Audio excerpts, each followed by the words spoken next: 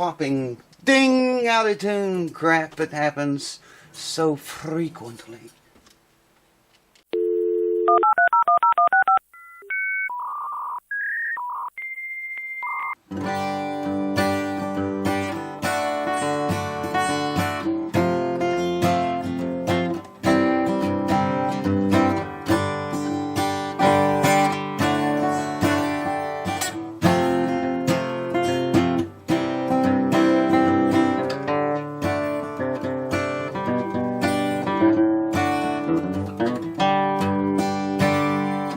Sitar noise.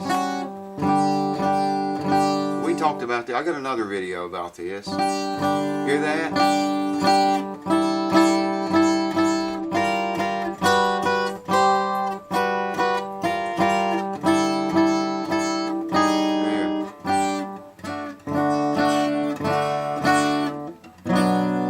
Can you hear that? I hope the camera's getting it. When you have string buzz like that, it's not always your frets that cause it. Actually, sometimes when strings, these are very old, they are shot, man. I was waiting to get the nut action fixed before I put new strings on it. Got the nut action fixed now, it's ready for new strings, but I wanted to show you guys this again, especially the newcomers that may not have seen that other video. Sitar. Hear that?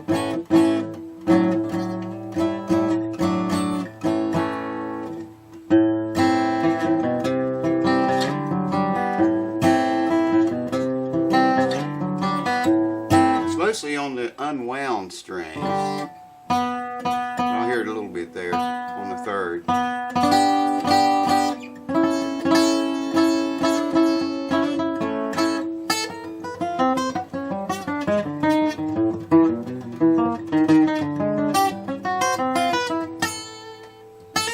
Tips and tricks and just little things about changing your strings on acoustic guitar. And some of these things I've showed before, some of them I have not. So the ones of you that have seen them before, you know, maybe you forgot and you need to see them again. Anyways, a whole bunch of tricks and tips with this changing strings on acoustic guitar. And new strings is all it's going to take to fix that sitar racket. I'll show you. New strings. What I was going to say is a lot of times strings will get rusty. And they will get so rusty that they actually become bigger in size. And that's what these have done. See, this is a 13, 0.013. I'm sure, I've did it before, I'm sure I could take calipers and measure this in certain areas where the most rust is, and it would measure closer to a 14, 0.014 than it would a 0.013. Same thing with the second string. They rust and pit, and they get bigger in some cases and in some areas. And when they do that, and your action set as low as I set my action, then you get that sitar.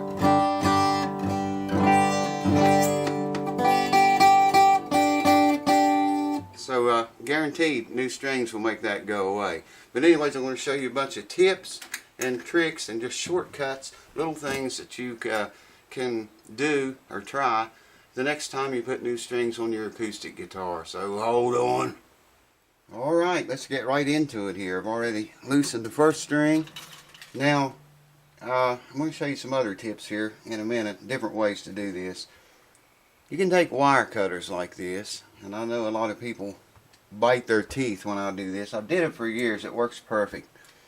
And you can just gently get a hold of the head of that pin, the pin head. You don't have to squeeze the cutters, just gently get a hold of it, rest the cutter across the saddle here like I have this, and just press down on them. And you can see that pin popped right up out of there. You can see how easy that was. I'm just going to change one string at a time, so I'll just put the pin back in the hole. But that was one thing I wanted to show you, and there is other things, so hold on for that. And I'll bring you back and show you that momentarily. Putting your string down into the hole, okay? What I do, so I just shove the whole string down inside of there always put the groove on the pin there. Put the string in the groove of the pin and then pull it up. And then that's plenty tight enough right there. And I can look down in this groove and I can see that winding. Okay, hold on, let me show you the other end here, what's happening. And with this end, okay, this is first string. Goes on the first peg. I like to come up to the next peg above the one I'm going to wind on. Come up to the next peg above it, right here, and bend the string like so, okay? Then I'm just going to stick that string in the peg up to the bend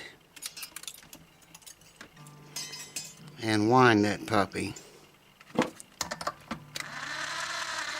And you want to wind the string downwards, down closest nearest the peg head, not up. Come right around to where the hole and where this string comes out, this other end of the string comes out, and wind under that, below it. I see guys locking these things on and all kinds of crap, tying them on, and it's just a time-consuming thing. You can do it this way. I did it this way for years. I need batteries, and I've never had one to slip or come off, or never had any problem. I'm not going to bore you to death with dead batteries, but you get the idea, and I'll show them to you when we get them all done. Another one you can do, once you put the new string on, get it up to pitch, stretch the crap out of it. Don't break it, just get it about the 12th fret, and yank on it pretty good. That's all you got to do. You don't got to run all the way up and down that string. See there?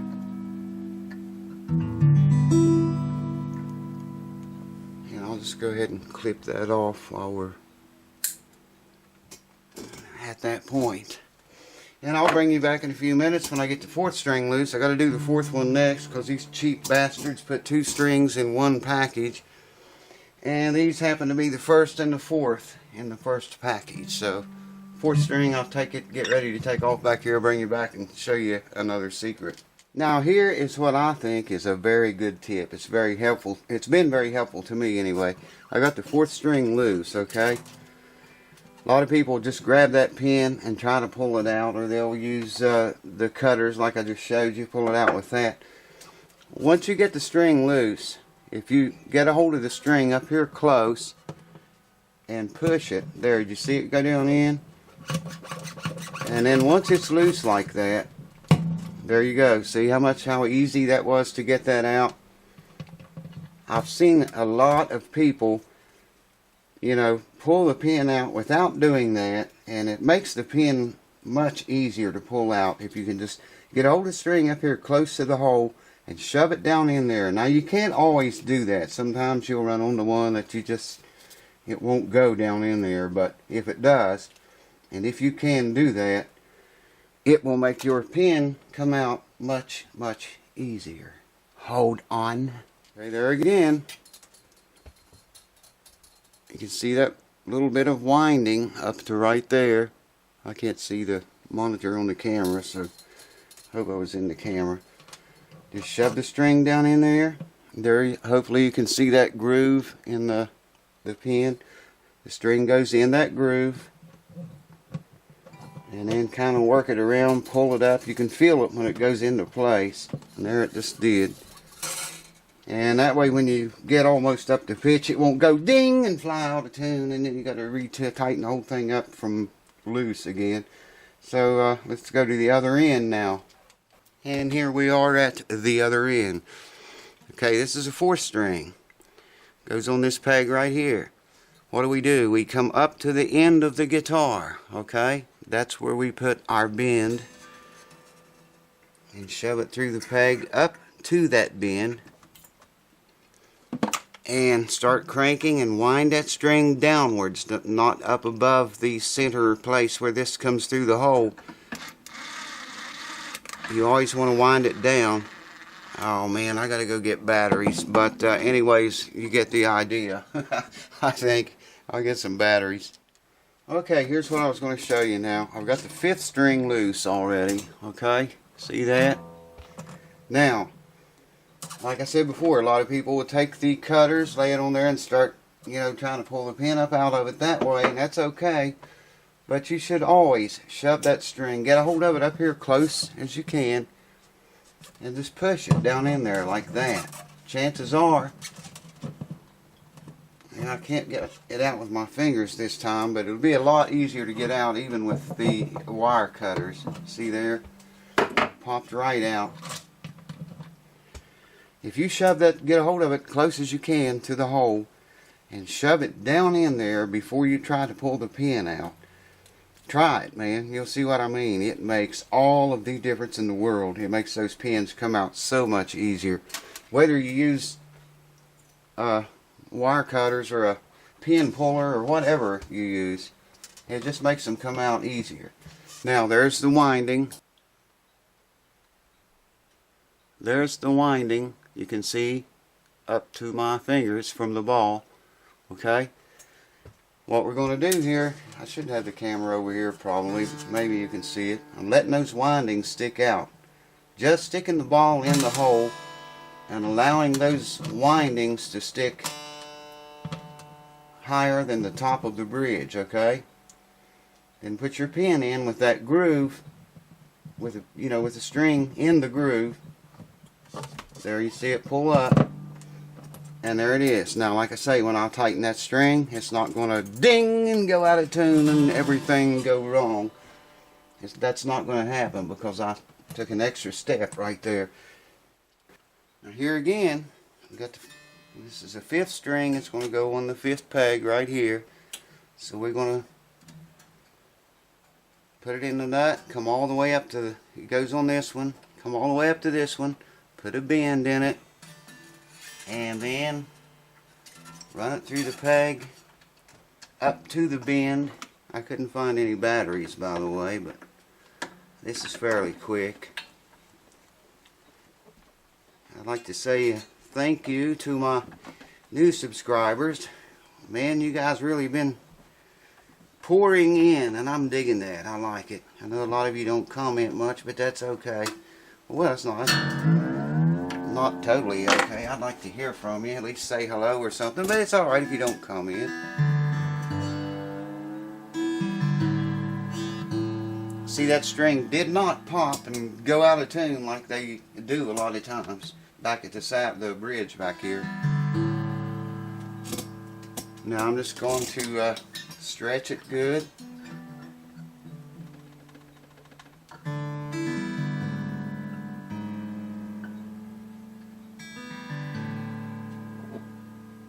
There you go. That's simple. Okay, we got 2 more. What is it? 3rd and 6th string. So let me get the. What I was talking about was this. I'll back the camera off here a little bit and I'll show you.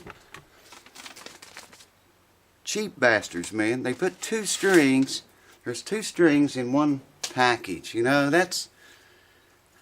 they shouldn't do that. That's crap, man.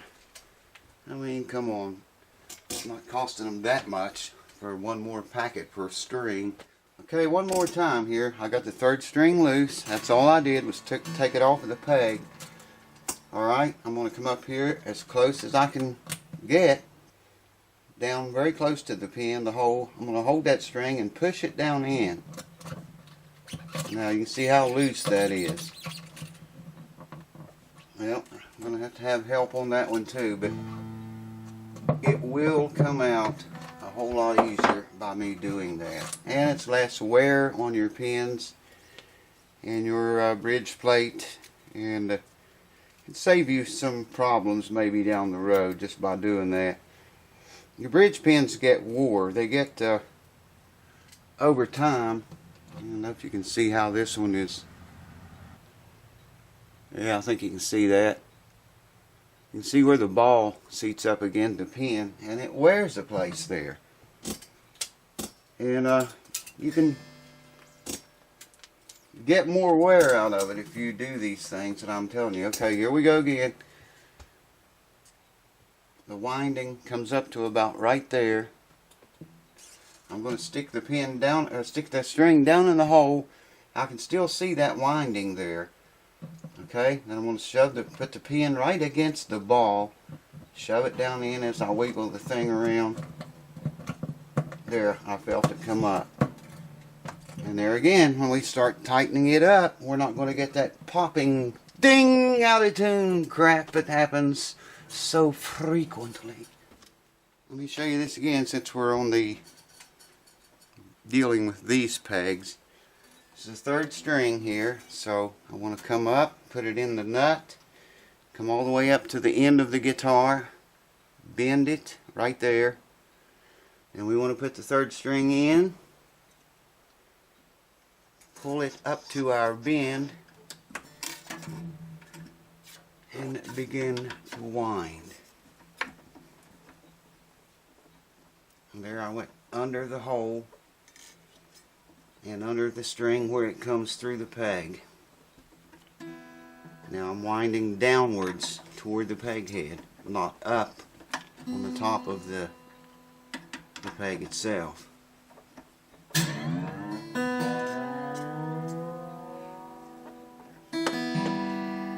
Did you notice it never went ding and flew out of tune and had to retune and all that crap?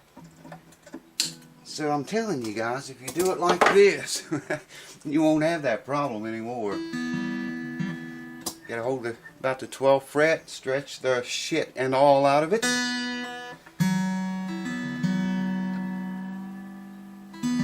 Completed. Okay, the only thing I did was loosen the 6th string. I'm going to come up here and get a hold of it really close. Wiggle it there. Did you hear that? Did you see it? See, I pulled that out with my fingers. I would have never been able to do that without shoving that string down deeper into the hole, breaking its anchor, so to speak. But yeah, man, here we go now. Now what do?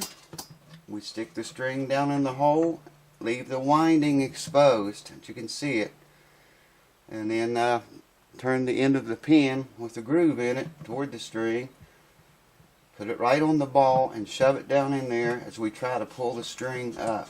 And that was perfect. Just exactly where we wanted it. Okay, let me reposition this poor old camera once again. Hold on. Alright, number 6. And there again, I'm going to put it in the nut, just like it's strung up, come up to the next peg above 6, which would be 5. Put our bend in the string, and then lace it. I guess you could call it lace. And begin to wind. And wind downward. Anyways, once again, thanks to you new subscribers and you old ones for hanging around so long.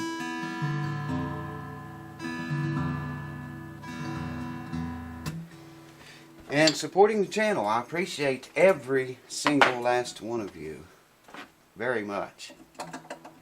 Speaking of support, I said I wasn't going to talk about that support button very much. Whoever in the UK clicked that in the past few days, it's been a little while now, thank you, whoever you were.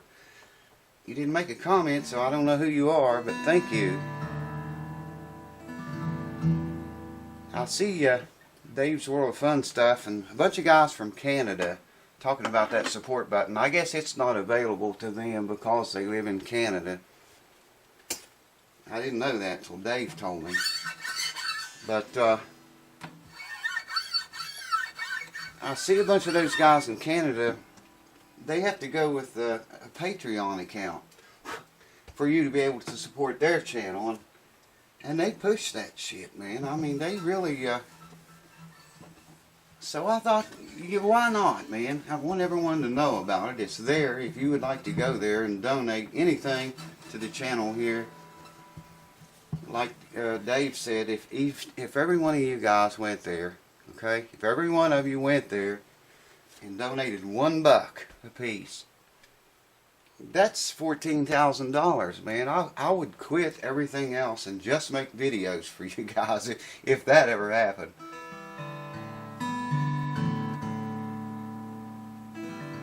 I don't expect everyone's going to go there, though. But, shit, if even half of you did, I could still quit everything else and just make videos and not do anything else. Work on guitars and make videos, buy the equipment I need to make better videos, and that's all I would do for you guys. But, you know, I don't expect everyone to click it. I just want to make sure you know it's there. Try to persuade you into clicking it, because, you know, I know you guys that run channels, bigger or smaller, if you do it steady, you know how much time and work it takes to make free videos. And if you would like to show your appreciation by clicking that support button, you can find it. Go to my channel page, click the About tab, and it's a blue button. I think it's blue. And click it and look at it, man. I'm going to put my Peterson tuner on here and check this. But yeah, I really would appreciate that.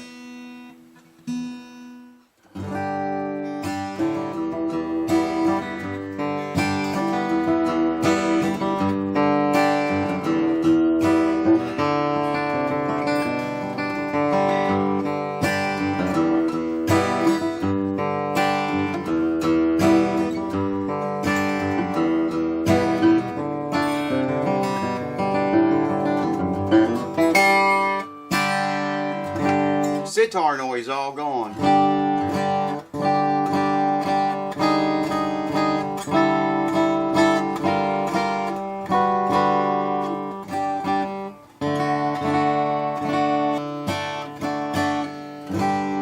So there's proof that your strings do sometimes get bigger when they get rusty and pitted, and just, you know, a 13 can become a 14.